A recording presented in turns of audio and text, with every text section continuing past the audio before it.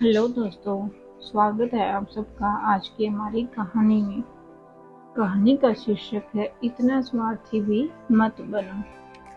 मैंक ने ऑफिस से आते ही सिमी से पूछा, सिमी खाना बन गया क्या? मुझे बहुत भूख लगी है। सिमी चिल्ला कर कहती है, मेरे से नहीं बनेगा, अपना बना लो और खा लो। मेरे तो सिर में दर्द हो रहा है। मैंक बेचारा किचन में जाता है और देखता है कि क्या पड़ा है। उसने फटाफट आलू की सब्जी और रोटियां बनाई। मैं खाना खाने के बाद डालकर अपने और सिम्मी के लिए ले आया। वे दोनों चुपचाप खाना खा लेते हैं, बिना एक दूसरे को कुछ बोले। मैं खाना खाने के बाद सिमी से कहता है, लाओ सिमी, मैं तुम्हारा सिर दबा देता हूँ। वो अपना सिर आगे कर देती है। मैं सिमी का सिर दबाता है। सिमी सो जाती है और मैं फ्रेश होकर कपड़े चेंज करता है और थोड़ी देर अपना ऑफिस का काम कर सो जाता है। मैं एक ऑफिस में काम करता था। उसके ऊपर काम का प्रेशर ज्यादा था और तनख्वाह कम। फिर भी वो पूरी लगन से काम करता था और दूसरी जगह पर नौकरी ढूंढता रहता था। मैं के मम्मी पापा व बहन गांव में रहते थे। बहन की अभी शादी नहीं हुई थी। उसके लिए रिश्ता ढूंढ रहे थे। मैंक व शिमी शहर में रहते थे पिछले 1 साल से। उनकी शादी को 2 साल हो गए थे। पहले वे दोनों भी गांव में रहते थे, पर सिमी से गांव में नहीं रहा जाता था। उसे गांव का माहौल पसंद नहीं था। असल में वो एक बड़े शहर से थी। ना वो कभी गांव में रही और ना ही उसे गांव में रहना पसंद था। पर उसकी शादी गांव में हुई थी तो मजबूरी थी उसकी गांव में रहना। उसकी रोज लड़ाई होती थी मैंग के साथ। वो मैंग से रोजाना कहती, चलो शहर में चलकर रहते हैं, मैं यहाँ नहीं रह सकती। मैंग अपने परिवार को छोड़कर जाना नहीं चाहता था, पर सिमी कौन सा उसे चैन से रहने देने वाली थी। हर बात पर शहर जाने की जिद लगाकर बैठ जाती थी।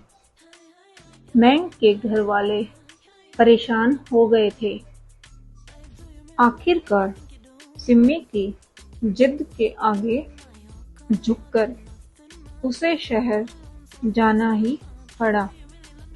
वहां जाकर उसने एक छोटी सी नौकरी ढूंढ ली, पर कुछ दिन तक सिमी वहां ठीक रही। पर फिर रोजाना वो मैंग से लड़ाई करने लगी, किसी न किसी बहाने से। कभी किसी चीज का बहाना तो कभी कपड़ों को लेकर। मैं सिमी को कभी कुछ नहीं कहता था। जितना उससे बन पाता वो उतना काम करता था। सिमी की इच्छा पूरी करने के लिए वो हर काम करता था, पर सिमी को हर चीज में कमी नजर आती थी। वो मैंग को आधी बार तो खाना तक नहीं बनाकर देती थी। मयंक उससे कोई काम करने की कहता तो वो मना कर देती। असल में उसने कभी मयंक के प्रति अपना पत्नी फर्ज निभाया ही नहीं। वो हमेशा मयंक से दूर ही रहती और ना कभी उसकी कोई बात मानती थी। इसके विपरीत मयंक पूरे मन से अपने रिश्ते को निभा रहा था। उसकी किसी बात को दिल पर नहीं लगाता था। सिमी सिर्फ अपने बारे में ही सोचती थी। उसे जब कुछ चाहिए होता सिर्फ तभी वो मयंक से सीधे मुंह बात करती थी, वरना उसे मयंक से कोई मतलब नहीं था। अब एक दिन मयंक सिमी को कहता है कि सिमी, तुम तैयार हो जाओ, हमें गांव जाना है। छोटी को देखने के लिए लड़के वाले आ रहे हैं। छोटी मयंक की बहन थी। सिमी उसे कहती है, मयंक तुम जाओ, मेरी तबीयत ठीक नहीं है और वैसे भी मैं वहां जाकर क्या करूंगी? तुम्हें तो पता है मुझे गांव जाना पसंद नहीं है। मयंक को बहुत गुस्सा आता है और उसे कहता है, सिमी, हर चीज की हद होती है। तुम सिर्फ अपने बारे में सोचती हो, तुम्हें किसी से कोई मतलब नहीं है, न मुझसे और न मेरी फैमिली से। मैं तुम्हारे लिए उन सब को छोड़कर यहाँ आया और तुम्हें कोई फर्क नहीं पड़ता।